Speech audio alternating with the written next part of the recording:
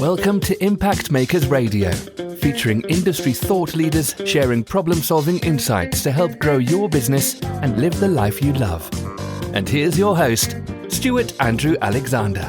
Hi, Stuart Alexander back again, and on this segment of the show, I have trained mediator and certified divorce financial analyst Nany Hetrick of Smarter Divorce Solution. Now, Nany is calling in all the way from Phoenix, Arizona.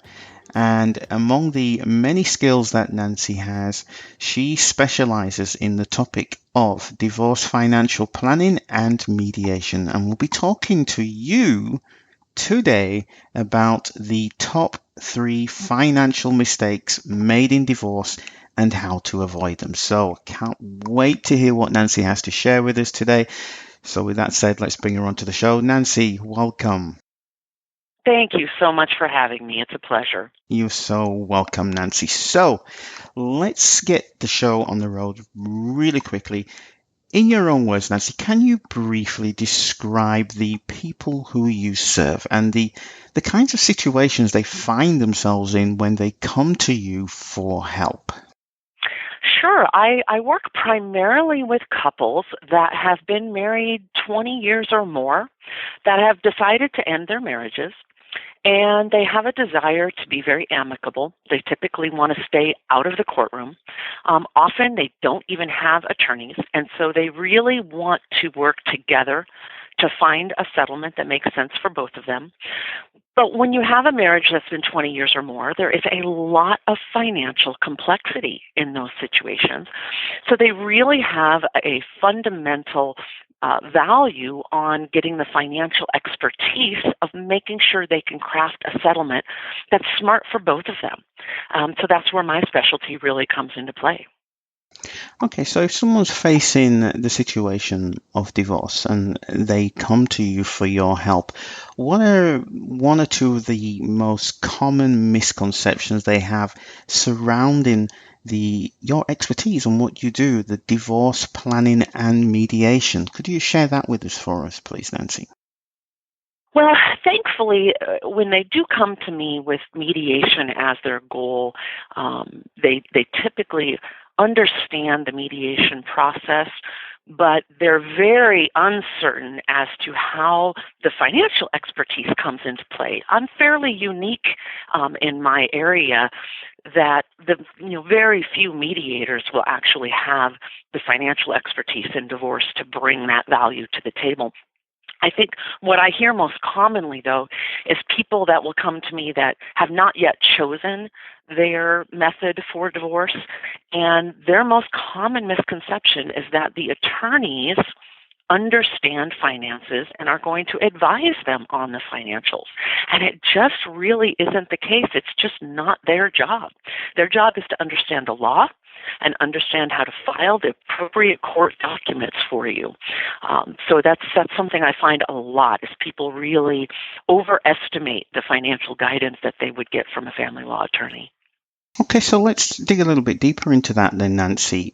Think about somebody who you've helped who came through those doors and they had this misconception of the financial part of the expertise that you offer. Can you share with us a case study, so to speak, where you helped them to transition from that point where they came in your door with this misconception surrounding the financial side of their divorce procedure and help them to walk away with a positive result? One of my favorite stories is I had a couple that came to me together, and they had actually gone to visit an attorney together, which makes attorneys very, very nervous because their code of ethics requires them to advocate for one client. So this attorney said, well, all I can really do for you two is I can do all your document preparation, but I would be prohibited from giving either of you any advice. And they said, well, okay, but then how do we figure out the property settlement? And the attorney said, well, this is a community property state, so we just go down every single asset and every single debt and split them exactly 50-50. Well, as I mentioned about my typical clients, they'd been married over 20 years. They had a lot of things going on in their financial picture.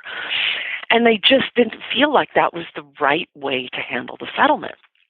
So they knew someone who knew someone who knew me, and they had ended up in my office and did ultimately hire me. And so just for fun, I ended up doing 2 proposals for them. One that showed an exact 50-50 split of every single asset and every single debt. And then my creative settlement solution that was still a net 50-50 at the end of the day.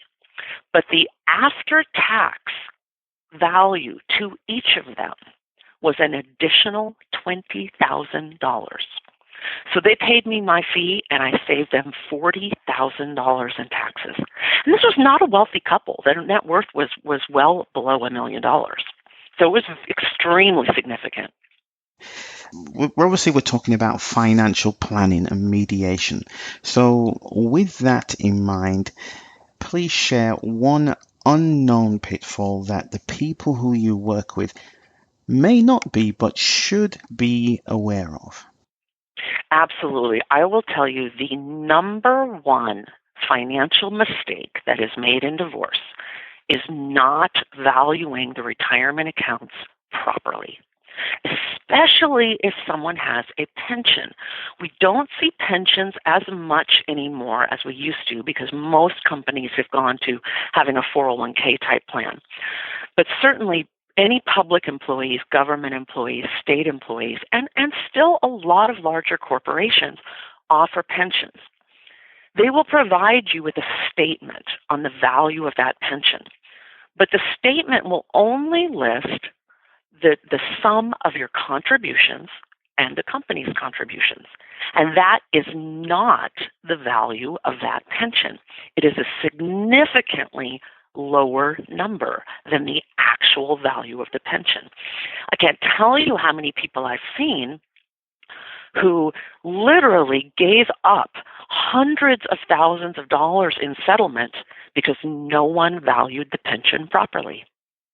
Wow, that's really interesting. I've never even thought about that one myself, and I've heard I've interviewed a lot of divorce professionals, and that's the first time I'm actually hearing that one. So thank you so much for sharing that insight. I'm sure it's going to be very useful to the person who's listening right now.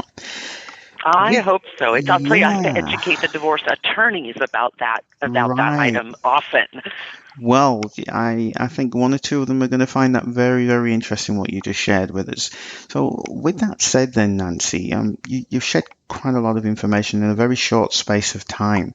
And I'm sure for that person who is sitting there and listening right now, they would love to know a little bit more about Nancy Hetrick. Who is she? What motivates her? How did she get started? So in your own words, Nancy, tell us a little bit about yourself in terms of your background, your education, and your experience as it all relates to the topic of divorce financial planning and mediation. Right. Well, I've been a full-service financial advisor for almost 20 years now, and was really motivated to go into this work because of my own divorce in 2007. And I will just say that it was less than optimal, shall we say. Okay. And I really was someone who wanted to be able to do it amicably. But the resources that I needed, the support to do an amicable divorce, I just couldn't find the resources that we needed.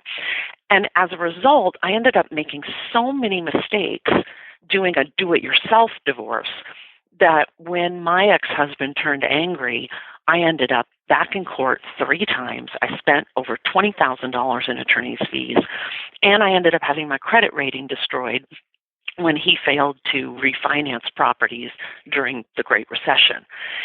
And so it was through that process that I learned about this credential of a certified divorce financial analyst, and I thought, wow, I would love to help people not make the same mistakes that I made, and to really have the opportunity to go through divorce on your own terms in a respectful, honorable way without having to drive each other through the mud and ruin the family relationship, because I've got news for you. You're still a family. There's still children and grandchildren and weddings. And so the impact that I can bring to help preserve those relationships is just incredibly powerful to me. And I joke with people that I feel like I'm raising the vibration of the planet one little family at a time. Oh, bless! I love the sound of that. And you're a fitting guest for the show, because the show is called Impact Makers Radio, and it's specifically created for people like you to give you that voice, to give you a platform, because you're out there making a definite impact on a local and a national, and possibly even on a global level. So thank you so much for sharing that wonderful story with us, Nancy.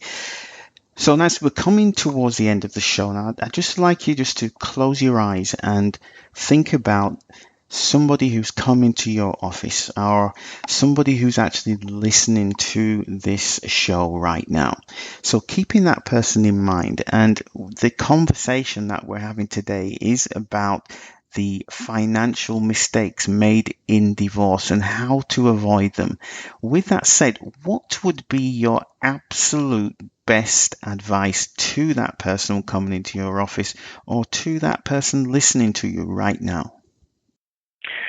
If you find yourself facing the prospect of divorce, it's never fun, it's not perfect, but remember, this is a person you used to love. And be committed to being respectful and honorable of the relationship that you have shared together, no matter what has transpired, so that you go into the process ready to be fair, be informed, but make sure that you're educated. Never go through a divorce without the expertise of a financial specialist. It's a recipe for disaster.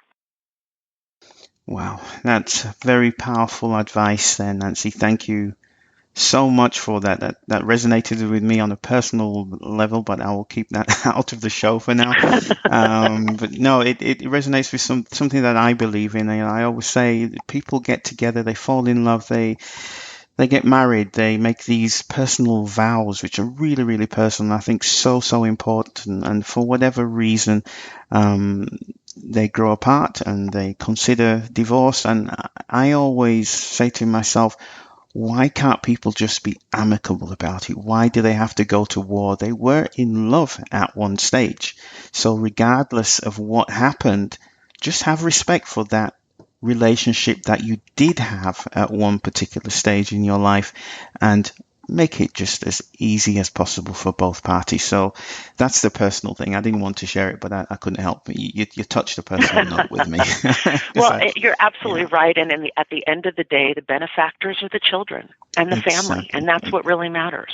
Yeah, I'm speaking from the point of view of being a child and witnessing a very hostile divorce. So again, thank you so much for sharing that with us, Nancy. So unfortunately, we have run out of time, so thank you so much again, Nancy, for sharing with us so generously. Most importantly, thank you to you, the listener, for joining us on this really insightful conversation with Nancy, one of the leading trained mediators and certified divorce financial analyst in the Phoenix, Arizona area today. So with that said, I'm Stuart Andrew Alexander, and we'll be back again with some more divorce professionals in this, our series of divorce-related conversations. So until then, take care, have a great day, and we'll talk real soon. Thank you for tuning in to Impact Makers Radio. To listen to all past, present, and future industry thought leaders and trendsetters, visit us at impactmakersradio.com.